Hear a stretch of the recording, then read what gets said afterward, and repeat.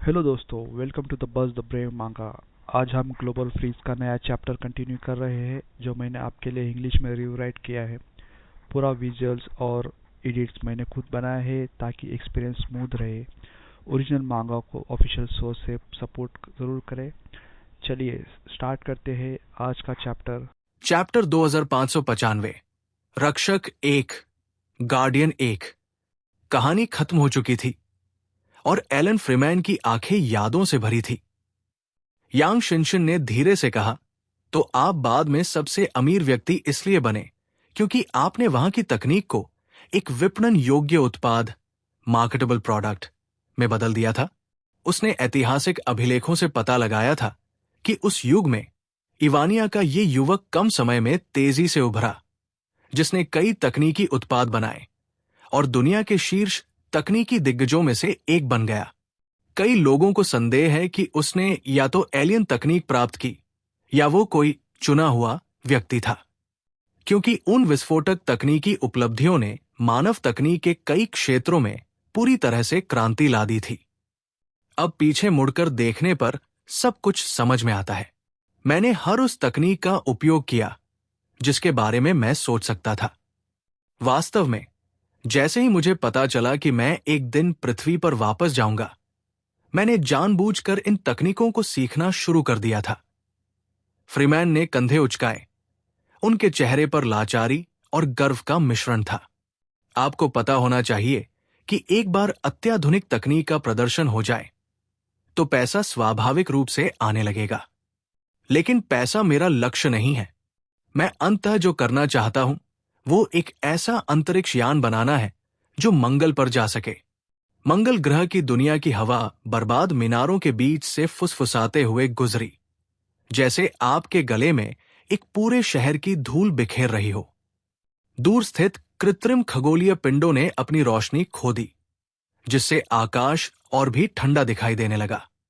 पूर्व टेक दिग्गज द्वारा बताई गई कहानी को सुनने के बाद लू केरन की आंखें दीपकों की तरह जल उठीं।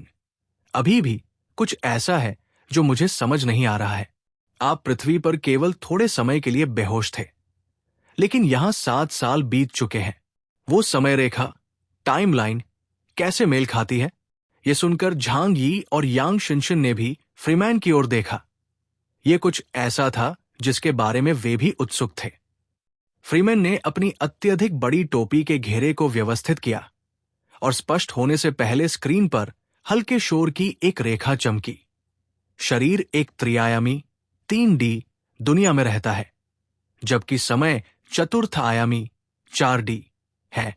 हालांकि मानवीय चेतना एक उच्च आयाम से उत्पन्न होती है। दूसरे शब्दों में, मेरी चेतना ने एक उच्च आयाम में 7 वर्षों तक यात्रा की, लेकिन जब मैं अपने त्रिआयामी भौतिक शरीर में वापस लौटा तो केवल आधा साल ही बीता था। झो केर ने फ्रीमैन की बातों को ध्यान से समझने की कोशिश करते हुए भौहें सिकोड़ी। आयामों और समय का ये विवरण फ्रीमैन द्वारा उल्लेखित सैंडस्टॉकर सभ्यता के बुजुर्ग से आया है। ये निश्चित रूप से सावधानी पूर्वक विश्लेषण की मांग करता है। यांग शिनशिन ने इसे सभी को सरलता से समझाया। सरल शब्दों में, उसकी चेतना ने समय और स्थान को पार किया है, इसलिए इस आयाम में समय को सामान्य ज्ञान से नहीं मापा जा सकता। समय यात्रा का व्यक्तिगत अनुभव करने वाले व्यक्ति के रूप में झांग यी फ्रीमैन की कहानी को बेहतर ढंग से समझने में सक्षम थे। उन्होंने फ्रीमैन की ओर देखा और हवा में अपनी उंगली से इशारा किया। तो जिस दुनिया में आप गए थे वो शायद मंगल नहीं थी जैसा वो अब है। ये सैकड़ों या हजारों साल पहले की बात हो सकती है। उन्होंने अपनी आंखें सिकोड़ी। उनकी नजर जटिल हो गई और इससे पहले कि उन्हें पता चलता, उनकी आंखों में आंसू भर आए। केवल मानवीय लालसा ही समय और स्थान को पार कर सकती है। वे सब कुछ समझने लगे और अपने पुनर्जन्म का रहस्य जानने लगे। फ्रीमैन की स्क्रीन सिकुड़ गई मानो वो मुस्कुरा रहा हो। मैं उस मूल्यांकन से सहमत हूं। आपके लिए मंगल त्रिआयामी स्थान में सिर्फ एक निर्देशांक, कोऑर्डिनेट है। मेरे लिए यह समय की एक सीढ़ी है। झांग यी की निगाहें गहरी हो गई। मानो वे लंबे समय से लंबित पहेली के टुकड़े को अंतराल में फिट कर रहे हों। उन्होंने मन ही मन सोचा, तो अतीत में वापस जाने की मेरी क्षमता सिर्फ भाग्य नहीं थी। ये इसलिए था क्योंकि मैंने मरने से पहले स्पेस टाइम विशेषता को जगाया था और मेरा मन समय और स्थान के माध्यम से यात्रा कर गया था। यांग शिनशिन ने बातचीत रिकॉर्ड की। उसकी आवाज स्थिर थी। आपकी शुरुआती महत्वाकांक्षा पृथ्वी की सभ्यता की बीमारियों को ठीक करने के लिए मंगल की उन्नत सभ्यता का उपयोग करना थी। लेकिन जब आप वास्तव में मंगल पर पहुंचे तो आपने पाया कि यह सभ्यता पहले ही नष्ट हो चुकी थी। क्या आप उस समय निराश हुए थे? फ्रीमैन की स्क्रीन लंबे समय तक खामोश रही। उसके पीछे केवल हवा की आवाज आ रही थी। मुझे अभी भी लगता है कि यह वही उत्तर है जिसे मैं ढूंढ रहा हूं। उत्तर का अस्तित्व सिर्फ इसलिए गायब नहीं होगा क्योंकि उन किताबों को जला दिया गया है जिनमें प्रश्न दर्ज थे। सैंडस्लेयर, सभ्यता मानव सभ्यता से कहीं अधिक उन्नत है। नश्ची ने मुझसे वादा किया था कि हम भविष्य में मिलेंगे, इसलिए मेरा मानना है कि वो कहीं मेरा इंतजार कर रही है। उन्होंने दूर उस अगम्य स्थान की ओर देखा, उस विशाल तियनतोंग टावर की ओर जो आकाश और पृथ्वी तक पहुंचा हुआ था। वो वही होगी। भले ही उसकी यादें और इच्छा शक्ति ही बची हो, वो वहां मेरा इंतजार कर रही होगी। झांग यी ने अपनी भौहें ऊपर उठाई और अवचेतन रूप से अपने बगल में लिंग की ओर देखा। सैंड रेडर्स, सभ्यता का व्यवहार ईहेन कबीले के समान लगता है, जिन्होंने अपनी पूरी जाति के भौतिक शरीरों को छोड़ दिया और अपनी आत्माओं को स्वर्गीय महल हेवनली पैलेस में भेज दिया। लिंग ने झांग यी के प्रश्न को भांप लिया और उपेक्षा से कहा, अलग रास्ते, एक ही मंजिल, बस इतना ही। युग चक्र की आपदाओं से बचना ही वो अंतिम लक्ष्य है जिसके लिए लगभग सभी सभ्यताएं प्रयास करती रही हैं। खुद को अलग करना और भौतिक शरीर से अलग होना एक ऐसा तरीका है जो न केवल येन जनजाति करती है, या शायद ये बाद की पीढ़ियों द्वारा येन जनजाति का अनुकरण था। फ्रीमैन ने जारी रखा, इसलिए बाद में मैंने खोजना शुरू किया, स्काई टॉवर क्षेत्र में जाने का रास्ता खोजने के लिए और सैंड रेडर सभ्यता के विनाश का कारण खोजने के लिए भी। मेरा मानना है कि एक बार ये सब समझ में आ जाने के बाद मानव जाति के भाग्य के लिए इसका जबरदस्त मार्गदर्शक महत्व होगा। फ्रीमैन ने जलती आंखों से कहा। झांग यी ने थोड़ा सिर हिलाया और अपनी हथेली बाहर निकाली। तो क्या आपने इसे ढूंढ लिया?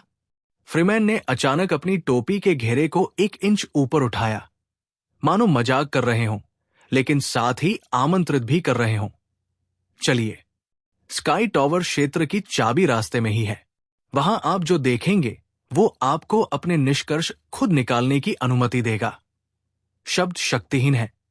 वो चाहते थे कि झांग यी और अन्य लोग खुद चीजों को देखें। वे सब वही थे जिसे उन्होंने पिछले दशकों में अपने यांत्रिक जीवन रूप में प्रत्यक्ष देखा था। वो मुड़ा, धूसर और सफेद इमारतों के बीच से नीचे कूदा और एक स्पष्ट धातु की आवाज के साथ आधी ढह चुकी बीम पर उतरा। बिना किसी हिचकिचाहट के झांग यी और अन्य तुरंत पीछे हो लिए। मुख्य क्षेत्र को तियनतोंग टावर कहा जाता है। फ्रीमैन चलते चलते बात कर रहे थे, अपनी उंगलियों से हवा में सरल चित्र बना रहे थे। ये एक अलग स्थान, आइसोलेटेड स्पेस है। शायद ये एक सभ्यता के पतन के समय स्थापित एक आत्मसंरक्षण तंत्र था, या शायद ये किसी अन्य उद्देश्य के लिए था। लेकिन मेरा मानना है कि हम वहां उन सभी उत्तरों को पा सकते हैं जिन्हें हम ढूंढ रहे हैं। तियनतोंग टावर में जाने का केवल एक ही रास्ता है, चाबी ढूंढना। मुझे चाबी कहा है, यह समझने में बहुत समय लगा, यहां तक कि बार बार मारे जाने का जोखिम भी उठाना पड़ा। आंतरिक दुनिया में सभ्यता के 3 रक्षक, गार्डियंस, हैं और प्रत्येक रक्षक के पास एक चाबी है। तीनों चाबियां प्राप्त करने पर ही स्वर्गीय मीनार का द्वार खोला जा सकता है। बस इतना है कि यह रक्षक बहुत मजबूत है। भले ही मैं उनमें से एक बन गया, मुझे उनके करीब जाने का मौका नहीं मिला। रक्षक।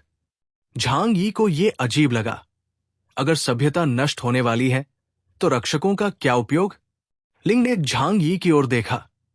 तो तुम्हें क्या लगता है कि मेरे अस्तित्व का क्या मूल्य है? चैप्टर 2596।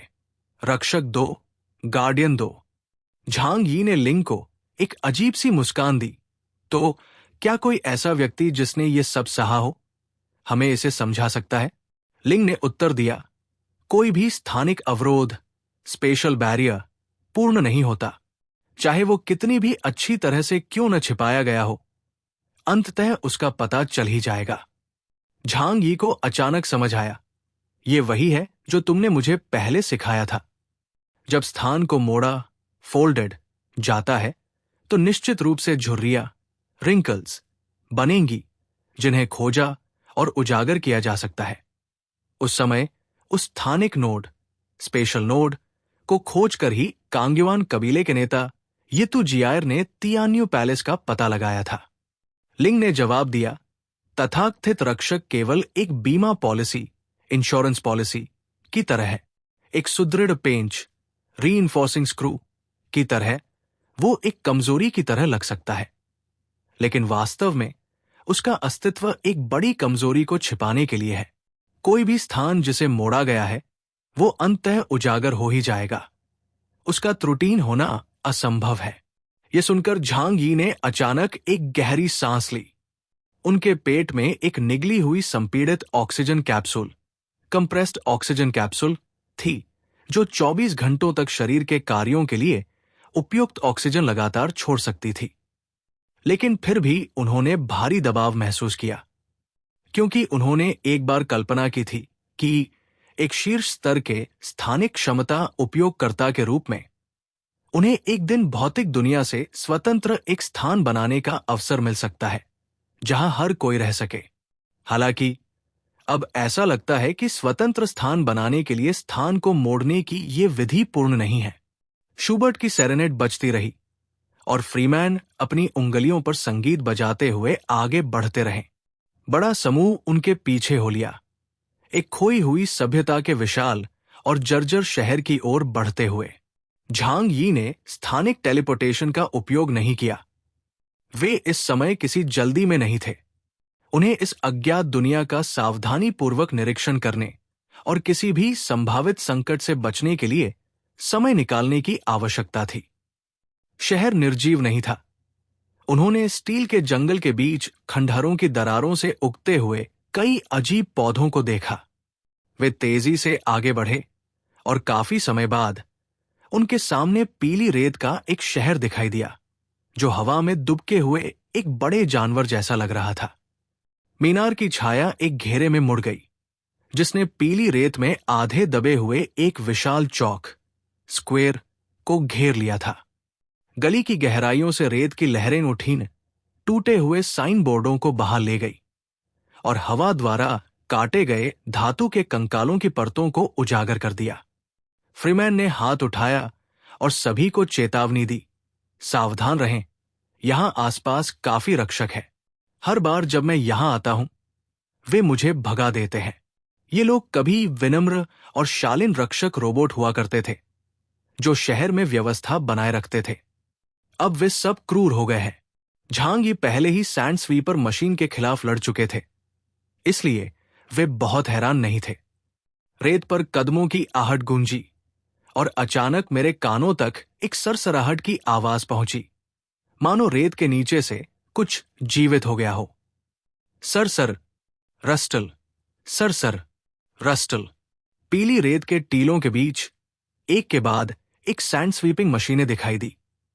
उनके आकार पहले देखे गए आकार से अलग थे। वे सभी मानव सदृश यांत्रिक जीवन रूप थे। हालांकि उनके शरीर पर जंग के कुछ निशान थे, लेकिन वे दूधिया सफेद शरीर के साथ बहुत ही उत्कृष्ट दिख रहे थे।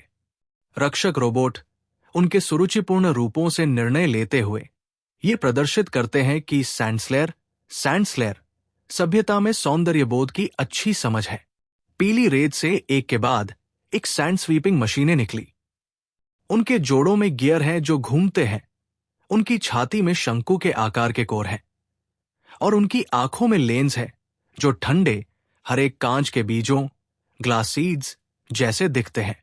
मानव सदृश रक्षक रोबोटों के अलावा वहां ऐसे यांत्रिक जीवन रूप भी है जो 5 मीटर से अधिक लंबे हैं और टैंकों के समान हैं, और ऐसे यांत्रिक जीवन रूप भी है जो 10 मीटर से अधिक लंबे हैं और जिनके शरीर लंबी सांपों की तरह हैं।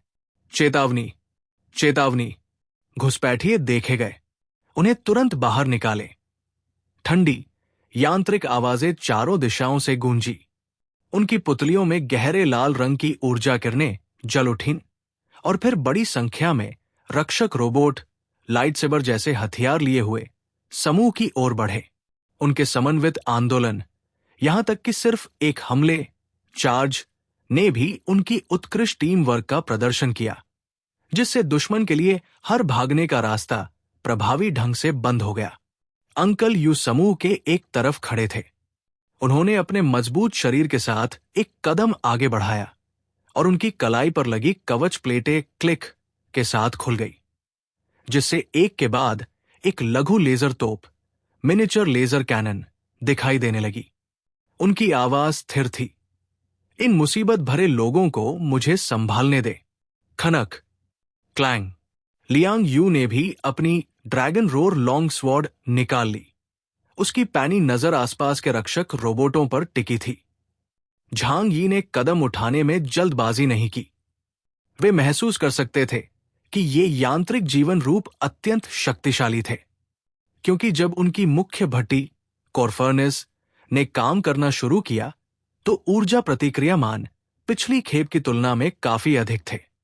सैंड सिटी में दिखाई देने वाले ये सभी प्राणी सैंड्रेडर सभ्यता के विशिष्ट एलीट यांत्रिक जीवन रूप थे। झांग यी ने अपने हाथ में पकड़े चाकू को दबाया। फ्रीमैन, जिस रक्षक का तुमने उल्लेख किया था, क्या वह भी इसी क्षेत्र में है? फ्रीमैन ने अपना माथा पीटा। वही तो, वो यही है। वो चीज रेत के नीचे सोई होनी चाहिए। ओह, आप बेहतर होगा कि नजर रखें। वो चीज भयानक है। समझ गया। झांग यी ने खुद यांत्रिक जीवन रूपों से मुकाबला नहीं किया, बल्कि इसे अंकल यू और अन्य लोगों पर छोड़ दिया। उनकी क्षमताओं को देखते हुए इनसे निपटना उनके लिए कठिन नहीं है। वे अपनी विशेष ऊर्जा को बर्बाद नहीं करना चाहते थे, और न ही वे जल्दबाजी में अपनी क्षमताओं को उजागर करना चाहते थे। झांग यी ने झू केर को वापस छाया में भेज दिया। शेनलियन को नीचे दबाया और चारों ओर देखा। इस क्षण ऊंची इमारतों और रक्षा मीनारों से और अधिक यांत्रिक जीवन रूप नीचे कूदे। उनका कवच तुरंत हेक्सागोनल ग्रिड से ढक गया, जो एक शक्तिशाली ऊर्जा ढाल, एनर्जी शील्ड प्रतीत होता था। एक चांदी सफेद रक्षक रोबोट ने अपना हाथ उठाया और उसके लेजर बैटन से अंकल यू की ओर धूसर सफेद रोशनी की एक किरण निकली। अंकल यू के कंधों पर लगी कवच प्लेटों पर तुरंत पाला फ्रोस्ट जम गया। उन्होंने जोर से झटका दिया, पाले को झाड़ दिया। ये चीज वास्तव में मेरी रक्षात्मक ढाल में प्रवेश कर सकती है। अंकल यू का चेहरा विस्मय से भरा था। उन्होंने जो राक्षसी कवच पहना था, वो कांग्युआन कबीले की सभ्यता से प्राप्त अलौकिक क्षमताओं के खिलाफ एक विशेष ढाल का उपयोग करता था। लेकिन इस चीज का सैंड स्वीपर यांत्रिक जीवन रूपों पर बहुत प्रभाव पड़ता नहीं दिख रहा था। सिर्फ एक मुठभेड़ ने उन्हें सैंड रेडर सभ्यता की शक्ति का एहसास करा दिया। ये रक्षक रोबोट सभी टैंक स्तर के एलियंस जितने शक्तिशाली है। क्या यही उन्नत सभ्यताओं को इतना भयानक बनाता है? तो फिर लड़ते हैं। मैं तुम्हें दिखाऊंगा कि मेरा संशोधित शरीर कितना शक्तिशाली है। अंकल यू ने अपने हाथ उठाए और अपने पैरों से खुद को जमीन पर मजबूती से टिका लिया। अगले ही पल कड़क कड़क क्रैक क्रैक की आवाजों की एक श्रृंखला गूंजी और उनके पूरे शरीर पर, उनके हाथों से लेकर कंधे के कवच तक और उनकी कमर और पैरों तक विभिन्न आकारों की दर्जनों ऊर्जा तोपें दिखाई दी और उनके चारों ओर उमड़ रही सैंड रेडर मशीनों पर अंधाधुंध बमबारी शुरू कर दी। Boom boom boom boom. एक ही पल में एक के बाद एक ऊर्जा तोपों के फटने की आवाज गूंज उठी। लेजर बैटन लिए हुए सेंसलेस के रक्षक रोबोटों ने लगभग सहज रूप से अपने शरीर से हेक्सागोनल ऊर्जा मॉड्यूल से बनी ढालें बनाई और उन्हें अपने सामने रख दिया। अंकल यू के हमलों की बौछार झेलने के बाद, हालांकि उनमें से कई पीछे धकेल दिए गए थे, लेकिन उनमें से अधिकांश बरकरार रहे। यहां आज का चैप्टर एंड होता है। मुझे उम्मीद है आपको यह पसंद आया होगा। कृपया मेरे गेमिंग चैनल को भी सब्सक्राइब करें। मैं सर्वाइव करने और कंटेंट बनाते रहने की कोशिश कर रहा हूं। आपका सपोर्ट मेरे लिए बहुत मायने रखता है। आपको एपिसोड थैंक्स। कैसा लगा कमेंट में ज़रूर बताएं। अगर आप मांगा स्टोरीज एंजॉय करते हैं तो वीडियो को लाइक करें और बस द ब्रेव मांगा को सब्सक्राइब करना मत भूलिए। मिलते हैं नेक्स्ट चैप्टर में। Thank you.